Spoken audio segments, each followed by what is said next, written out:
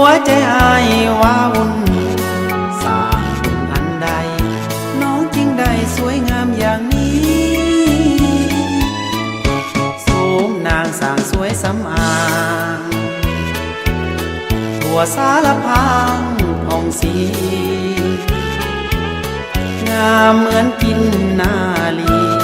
อ้ายคงโชคดีหากน้องปานีสงสาร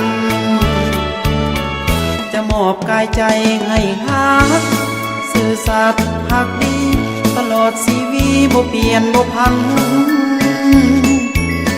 อ้ายยอมเป็นทาสเทวีสั่วกาลนานจะหักน้องนั้นสุดขั้วหัวใจเทวีจงมีเมตตาอ้ายปรารถนา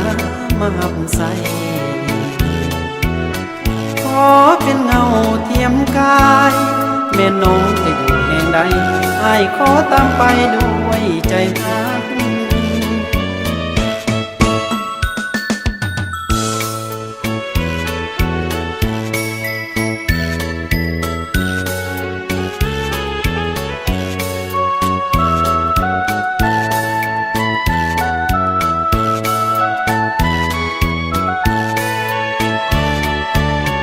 จะมอบกายใจให้ฮักซื่อสัตย์ภักดี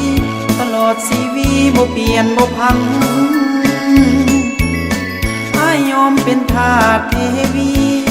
สั่วกาลนานจะหักน้องนั้นสุดขั้วหัวใจเทวีจงมีเมตตา